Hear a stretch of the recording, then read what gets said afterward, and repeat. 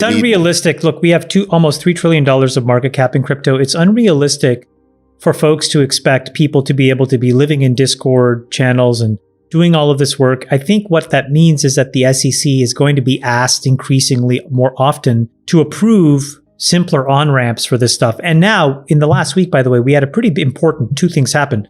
Both Jerome Powell and Gary Gensler basically said, crypto's here to stay, and we're not going to ban this stuff. And so hopefully what it means is that you get some ETFs passed in the United States.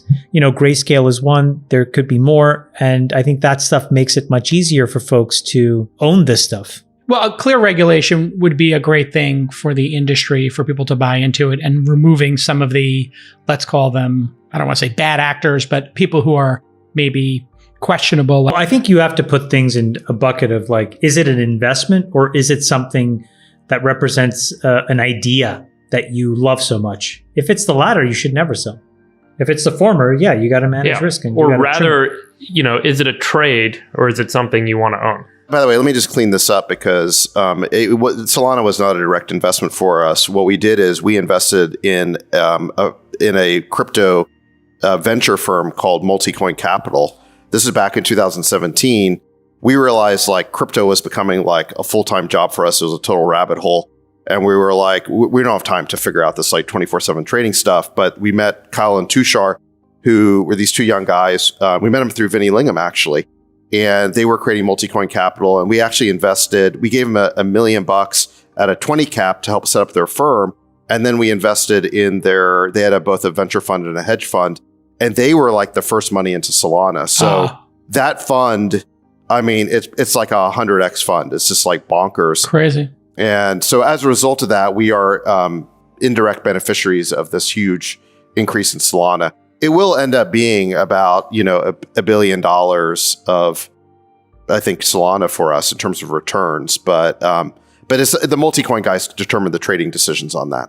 Yeah. And so people who don't know, Solana is a programmable, Ethereum competitor, I guess, and it's at $50 billion or so market cap. It was trading at $1 not long ago, and now it's at 164. It's an Ethereum competitor, basically, for a smart contract platform. And there's a lot of people, I'd say smart money in Silicon Valley, who are betting on a flippening where Solana could ultimately overtake Ethereum as the preferred platform. But even if it doesn't overtake Ethereum, it's the number 8 cryptocurrency right now.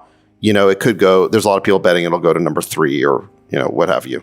Additionally, it is a fraction of a penny for a transaction, and it can do many more transactions than Ethereum. There's so much to know about the crypto world. It's a hard thing to invest in unless you're totally focused on it. I've struggled with that. I've tried to go deep on a couple topics and I realized, holy shit, I've been in this for 4 to 6 hours just trying to learn this stuff and I'm not there. And then I feel uncertain about making any decisions. I totally get it. You got to have folks working on this, and the pace is changing so rapidly. You really need to kind of be up to date on what's next. It's, the other issue really challenging is when you look at crypto, people use the word crypto as if it's that's all there is. Totally. Crypto is that's distributed computing, yeah, right. e-cash, cryptography, financial modeling or building new economic systems, Chamath. There's business model innovation, there's technology innovation, there's economic innovation, it's distributed computing innovation. Yeah, infrastructure, hardware. There's quite a lot of layers of activity. Chamath, are you spending time in crypto yourself, or do you have people doing it for you, or how are you kind of? Yeah, we have a lot of it, a lot of everything. So yeah, we have things. But do you go deep yourself, Chamath? How do you spend enough time to really get up to speed on all the goings on? I cherry pick and I snipe, and opportunities where I get intellectually curious and jump in. But a lot of the credit goes to my team. There's a couple folks that spend a lot of their time in it, and we've had a couple people do extremely well for us. Similar to David's story, back in the day, I invested in Barry Silbert and DCG. Second market Barry Silbert. Yeah. And, DCG is now I don't know, I'm guessing a $20 billion company, maybe more. I don't know. So how does it mechanically work with your team? They are investigating opportunities and then they come to you and bring you, hey, we'll do a meeting and I'm going to share 4 with you. And then you say, hey, let me get on the phone with that guy. Do you basically go deep when something shows up, Chamath? No, so basically what happens is they have carte blanche to do whatever they want. And what they're typically doing is they're working with entrepreneurs to seed projects and, to get projects off the ground. And then at some point when those projects become large enough, then they'll issue tokens and, we'll get a certain allocation of those tokens. And so we've done that for, call it, I don't know, some number of projects that we think are valuable. Then along the way, they'll have certain views on Bitcoin. They'll have certain views on Ethereum. They'll have certain views on Solana, and we'll make capital allocation decisions. They tend to have the ability to do whatever they want. And then what I tend to do is just think about when it gets above, to me, I need to see the chance to make at least, in the rough justice around, $500 to $1 billion. And then I'll get involved. But otherwise, they just kind of run the whole thing. Let me ask you guys a question here. When you look at the market caps of these projects, it seems like things are changing. Cardano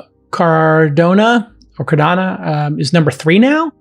And Tether still remains number 5, XRP still number 6, but Solana... I would encourage people to not look at it like that. I think looking at it as a rank list betrays what it is. So, I'll give you a simple example. Let's compare the fate of 2 projects. Or actually, right now there's a distributed form of Discord that's being built. Discord, the chat app, very popular amongst gamers. In a completely distributed way with an integrated crypto wallet. Because if you look at Discord, it's really 2 cohorts of people. There's gaming and there's crypto, right? So, those are the 2 big ones, yeah. So, that's an example of a really interesting product that has some real potential. Then if you look at something like DeSo is a decentralized social programming framework.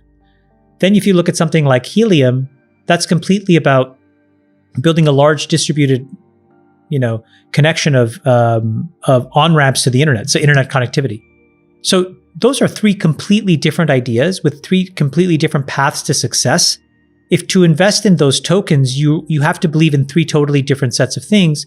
Yes. So to look at it on a rank list and just buy something because it's cheap is stupid. No. My question I'm just going to be wasn't blunt. It's stupid. Don't do that. No. That wasn't really my question. My question was, we have an extraordinary number of the public who've invested in Bitcoin and Ethereum as number 1 and number 2. And those projects feel maybe stagnant when compared to the dynamism of what I'll call, the projects launched in the last 3 or 4 years. Because they're the different, but you're talking about confusing. Again, that's what I mean. Those are layer 1 protocols, right? Meaning they are at the core substrate of how all of crypto is going to work. Then you have these other projects that build on top of these things in different ways or build around them. So my point is, if you don't want to take the time to understand which layer 2s you want to own and which layer 1s you want to own and why, I think you're much better off. I understand your point. My point buying an ETF or something else, because there are ways to own these things. So for example, David, Solana does not need Ethereum to exist. So my point is, do we see a day when this, the past decade has been about Bitcoin and Ethereum? Do we see a day when maybe people stop buying those and start buying these new ones? Anything's possible, but here's the evolution in our thinking. I mean, the first step was realizing, okay, we need to own Bitcoin. Why? Because, there's now enough evidence where a decade or more than a decade into this, nobody has been able to essentially counterfeit a Bitcoin. It is, new money. It is better money. So I'm not going to convince people right now of the argument for Bitcoin, but if you believe in it, that's sort of the first step is you realize you really need to have 1% to 2% of your portfolio in Bitcoin in the event that fiat money sort of becomes debased and eventually you move to crypto. Then you realize, well, wait a second, Bitcoin is just one application of blockchains. There's a bunch of applications of blockchains. So maybe we need to own not just sort of, digital money, but we also need to own the underlying blockchain platform. And that leads you to Ethereum.